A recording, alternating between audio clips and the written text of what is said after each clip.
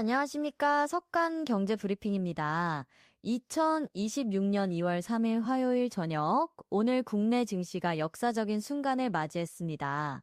코스피가 6% 넘게 급등하며 5,288선을 돌파, 사상 최고치를 경신했는데요. 삼성전자와 SK하이닉스가 각각 11%, 9% 넘게 폭등하며 반도체 랠리를 주도했습니다.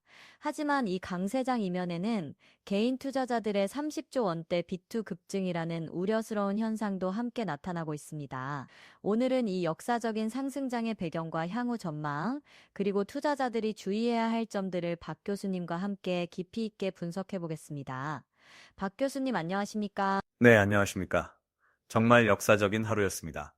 오늘 시장이 보여준 폭발적인 상승세에 단순한 반등을 넘어선 것 같은데요. 본격적인 분석에 앞서 오늘 시장의 전체적인 분위기부터 짚어주시죠. 네, 오늘 시장은 한마디로 공포에서 탐욕으로의 완벽한 전환을 보여줬습니다. 지난주까지만 해도 조정 우려가 컸었는데 오늘 코스피가 6.84% 급등하며 그런 우려를 단숨에 날려버렸죠. 특히 주목할 점은 거래 대금이 30조 원을 넘어섰다는 겁니다. 이는 시장 참여자들의 강한 매수 의지를 보여주는 신호입니다. 그럼 본격적으로 오늘 국내 증시 마감 상황부터 자세히 살펴보겠습니다. 코스피가 5,288 점영팔로 마감했는데 이 수치가 갖는 의미가 남다를 것 같습니다. 맞습니다. 오늘 코스피는 5,288.08로 거래를 마감했는데요. 전 거래일 대비 339.78포인트, 6.84% 상승한 겁니다. 이는 단순히 수치상의 상승이 아니라 심리적 저항선이었던 5,200선을 완전히 돌파했다는 점에서 큰 의미가 있습니다. 지난주 조정 국면에서 5,000선 아래까지 내려갔던 것을 생각하면 불과 며칠 만에 300포인트 넘게 회복한 셈이죠. 코스닥 시장도 만만치 않은 상승세를 보였다고요? 네, 코스닥은 1144.33으로 마감하며 4.19% 올랐습니다. 46.4포인트 상승한 건데요. 코스닥이 코스피보다 상승률은 낮지만 1100선을 안정적으로 지키며 상승했다는 점이 중요합니다. 특히 중소형 기술주들이 동반 상승하면서 시장 전반의 건강성을 보여줬다고 평가할 수 있습니다. 오늘 상승을 주도한 핵심 요인은 무엇이었습니까? 크게 세 가지로 정리할 수 있습니다. 첫째, 미국 증시의 안정적인 흐름입니다. 전일 미국 증시가 다우는 1.05%, 나스닥은 0.56% 상승하며 기술주에 대한 우려를 불식시켰죠.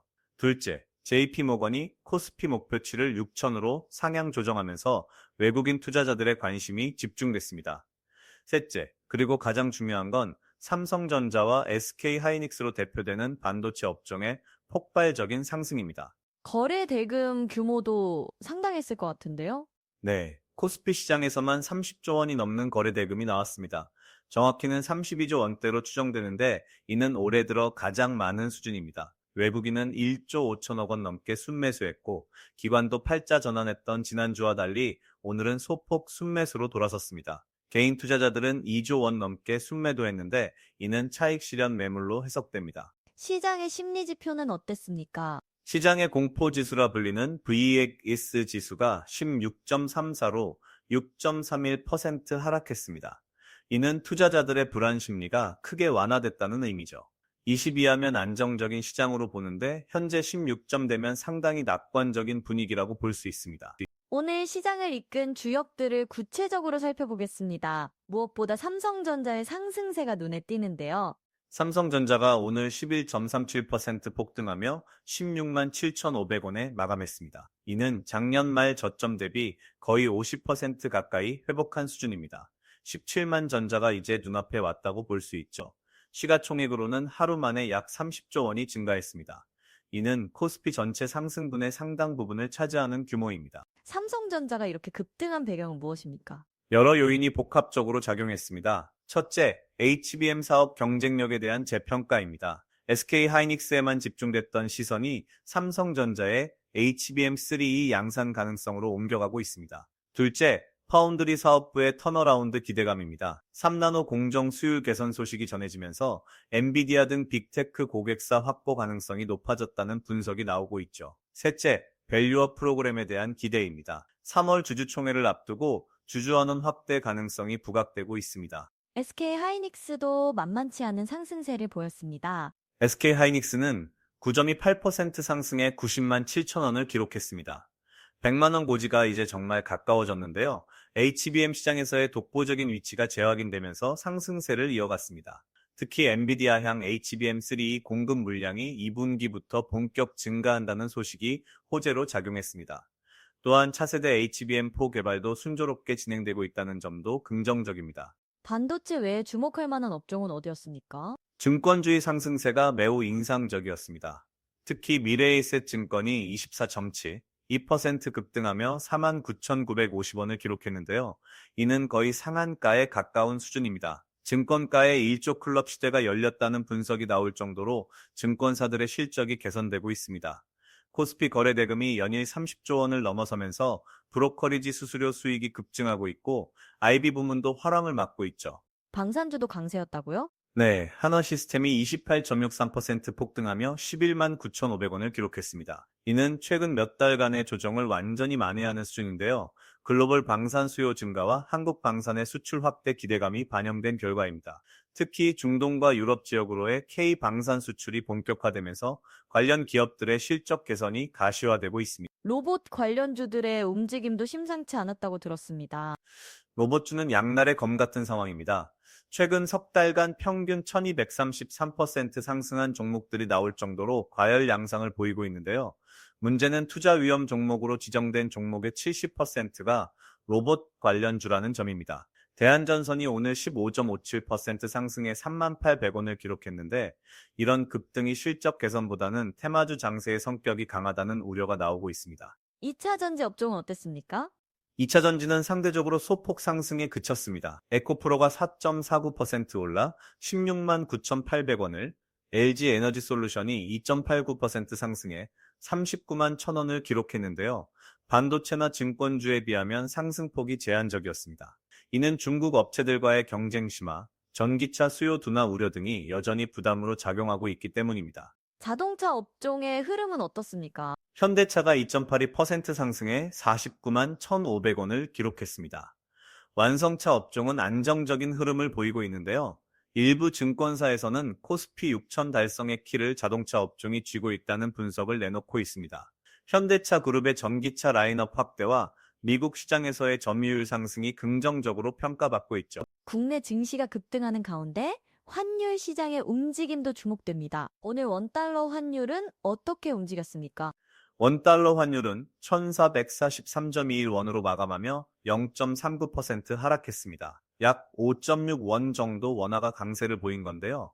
이는 외국인 자금이 국내 증시로 유입되면서 원화 수요가 증가한 결과입니다. 1,450원 선을 안정적으로 지키고 있다는 점이 긍정적입니다. 환율이 하락한다는 것은 수출 기업들에게는 부담이 될 수도 있지 않습니까? 맞습니다.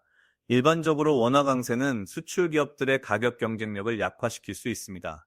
하지만 현재 수준의 1,440원대는 여전히 수출 기업들이 충분한 경쟁력을 유지할 수 있는 범위입니다. 오히려 원화 강세가 외국인 투자자들에게는 환차익 부담을 줄여주기 때문에 증시 투자 매력도를 높이는 효과가 있죠. 또한 원자재 수입 비용이 감소해 기업들의 원가 부담을 완화시키는 긍정적인 측면도 있습니다. 미국 국채 금리는 어떻게 움직였습니까? 미국 10년물 국채 금리가 4.28%로 0.8% 상승했습니다. 절대 수준으로는 약 3포인트 정도 올랐는데요. 이는 미국 경제의 견조한 흐름이 지속되고 있다는 신호로 해석됩니다. 금리가 오르는데도 증시가 상승했다는 것은 시장이 경기 회복에 더 무게를 두고 있다는 의미입니다. 금리 상승이 증시에 부담이 되지는 않을까요? 일반적으로 금리 상승은 증시에 부정적입니다. 채권 수익률이 높아지면 주식의 상대적 매력도가 떨어지기 때문이죠.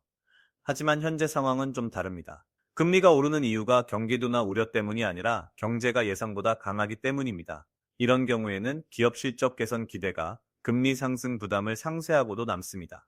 다만 4.5%를 넘어서면 부담이 될 수 있으니 주의 깊게 봐야 합니다. 국제 유가는 어떻습니까? WTI 유가가 61.82달러로 0.51% 소폭 하락했습니다. 60달러 초반대에서 안정적인 흐름을 보이고 있는데요. 이는 한국 경제에 긍정적입니다. 유가가 너무 높으면 인플레이션 압력이 되고 너무 낮으면 경기 침체 신호가 되는데 현재 수준은 적정한 편입니다. 특히 정유, 화학 업종에는 원가 부담 완화 요인이 됩니다. 금값이 상당히 올랐다고 들었습니다. 네, 금값이 4,905.6달러로 6.12% 급등했습니다. 온스당 거의 300달러 가까이 오른 건데요. 이는 상당히 이례적인 상승폭입니다. 금값 상승은 보통 안전자산 선호 현상을 반영하는데 흥미로운 점은 주식시장도 동시에 오르고 있다는 겁니다. 이는 시장의 유동성이 풍부하다는 의미로 각종 자산에 돈이 몰리는 모든 것이 오르는 장세가 펼쳐지고 있습니다. 이런 현상이 지속 가능할까요? 단기적으로는 가능하지만 중장기적으로는 우려스러운 측면이 있습니다. 주식, 금, 부동산이 모두 오르는 상황은 결국 인플레이션 압력으로 이어질 수 있습니다. 중앙은행들이 다시 긴축 기조로 돌아설 수 있다는 의미죠. 하지만 당장은 이런 우려보다 실적 개선 기대가 더 크기 때문에 강세장이 이어지고 있습니다. 미국 증시 상황을 살펴보겠습니다. 전일 미국 증시는 어땠습니까?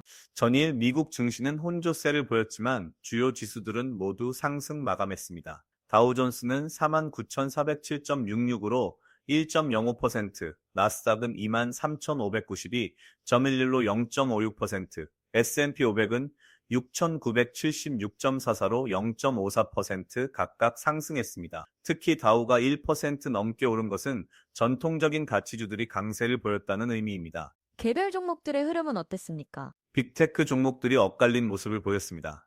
애플이 4.06% 급등해 270.01달러를 기록했는데 이는 아이폰 판매량이 예상보다 견조하다는 분석이 나오면서입니다. 반면 엔비디아는 2.89% 하락해 185.61달러를 기록했고 테슬라도 2.0% 내려 421.81달러에 마감했습니다.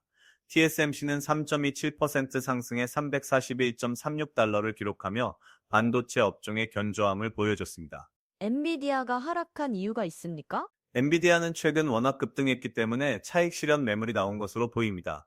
올해 들어서만 140% 가까이 상승했다는 분석도 나오고 있는데요. 이 정도면 단기 과열 우려가 나올 만합니다. 하지만 AI 칩 수요 자체는 여전히 강력하기 때문에 조정은 매수 기회로 보는 시각이 우세합니다. 실제로 증권 전문가들은 AI 잠재력이 여전히 크다며 낙관론을 유지하고 있습니다. 미국 증시의 밸류에이션 논란은 어떻게 보십니까? 확실히 미국 증시, 특히 기술주들의 밸류에이션이 높은 것은 사실입니다. 나스닥의 PER이 30배를 넘어섰고 일부 AI 관련주들은 40배, 50배가 넘습니다. 하지만 실적이 이를 뒷받침해주고 있다는 점이 중요합니다. 빅테크 기업들의 1분기 실적이 예상을 상회할 것이라는 전망이 나오고 있고 특히 클라우드와 AI 부문의 성장세가 가파릅니다. 따라서 AI 거품론은 아직 시기상조라는 게 시장의 중론입니다. 유럽이나 중국 증시는 어떻습니까? 유럽 증시는 미국보다 상대적으로 부진한 흐름입니다. 독일 DX나 프랑스 CAC 402 소폭 상승에 그치고 있는데 이는 유럽 경제의 구조적인 문제들이 여전히 해결되지 않고 있기 때문입니다. 중국 증시는 정부의 부양책에도 불구하고 힘을 못 쓰고 있습니다. 부동산 시장 침체와 소비 위축이 지속되면서 투자자들의 신뢰가 회복되지 않고 있죠. 이런 점에서 한국 증시의 강세가 더욱 돋보입니다. 오늘 가장 주목해야 할 이슈로 개인 투자자들의 비투 급증 문제를 꼽을 수 있을 것 같습니다. 30조 원이라는 숫자가 심상치 않은데요. 매우 우려스러운 상황입니다. 개인 투자자들의 신용융자 잔고가 30조 원을 돌파했는데요. 이는 역대 최고 수준입니다. 더 큰 문제는 증가 속도입니다. 올해 들어 2달도 안 돼서 5조 원 가까이 늘어났습니다. 하루 평균 1,000억 원 이상씩 빚투 자금이 증가하고 있는 셈이죠. 왜 이렇게 비투가 급증하는 겁니까? 여러 요인이 있습니다. 첫째, FOMO, 즉 나만 빼고 대박 심리입니다. 주변에서 주식으로 큰 수익을 냈다는 이야기를 들으면 조바심이 나는 거죠. 둘째, 레버리지 효과에 대한 과신입니다. 시장이 오를 때는 빚투가 수익을 배가시켜주지만 하락장에서는 손실도 배가 됩니다.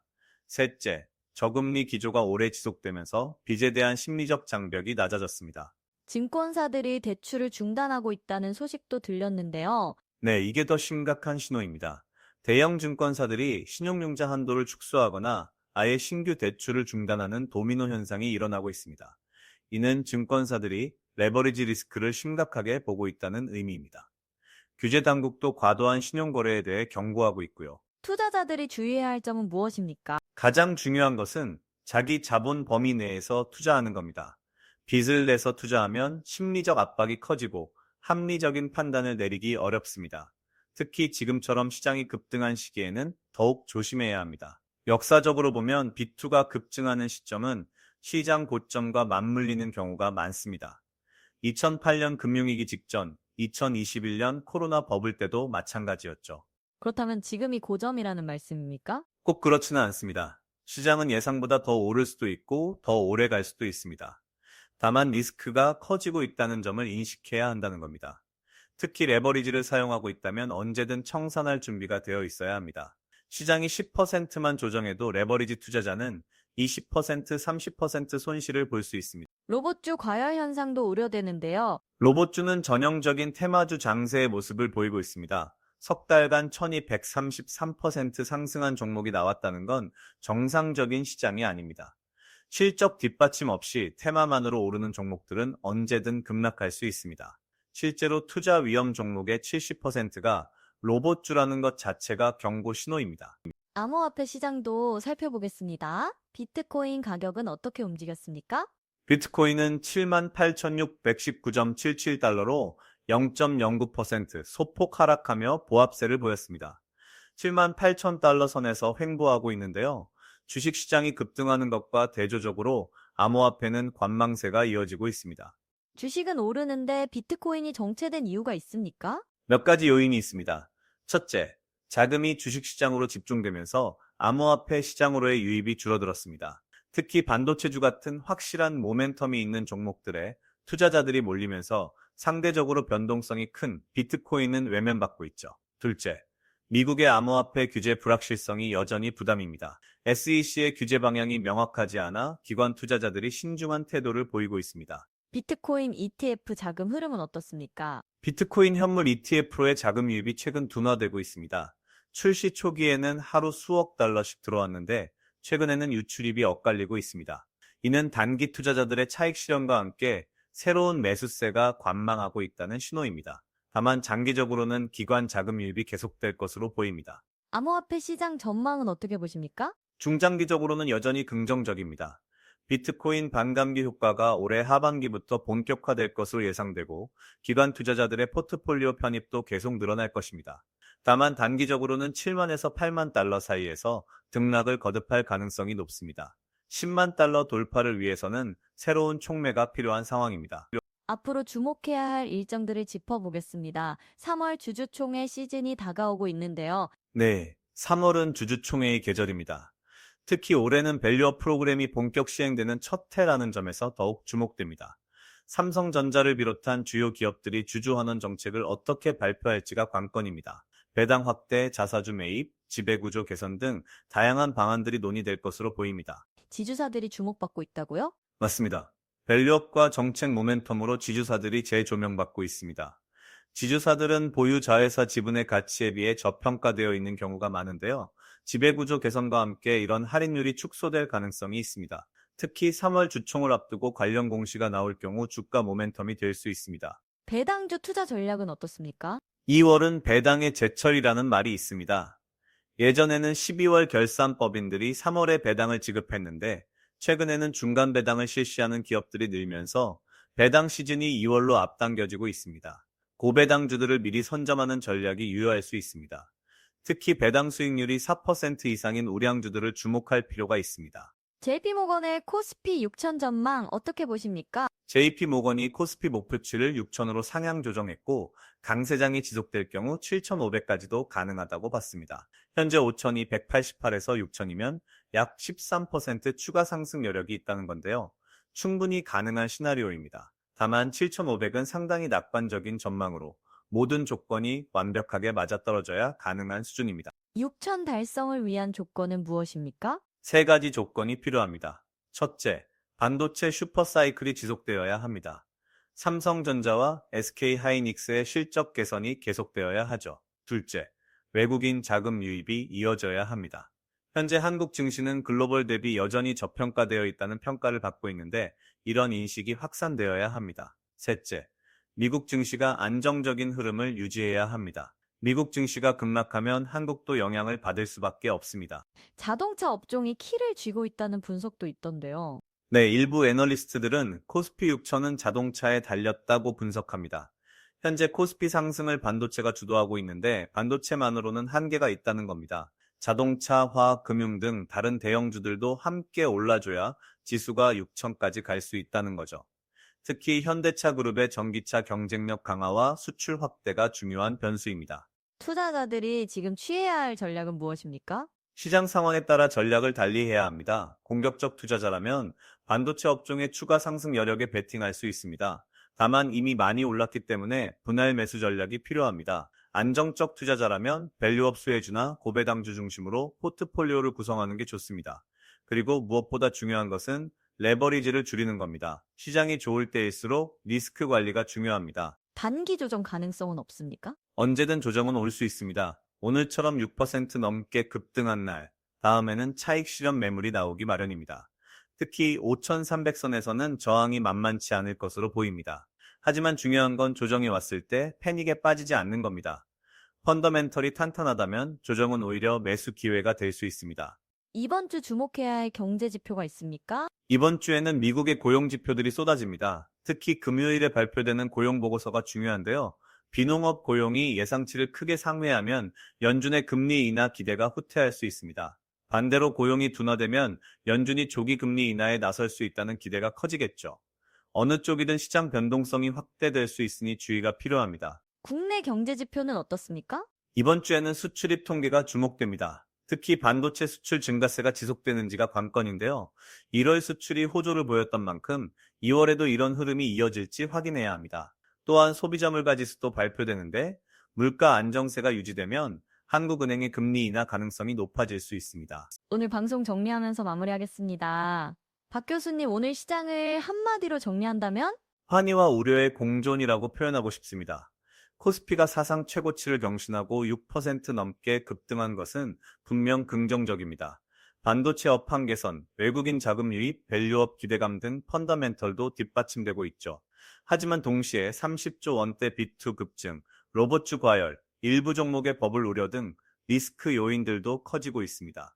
투자자들은 이 두 가지를 모두 인식하고 균형 잡힌 시각을 유지해야 합니다. 내일 시장은 어떻게 전망하십니까? 단기적으로는 차익 실현 압력이 있을 것으로 보입니다.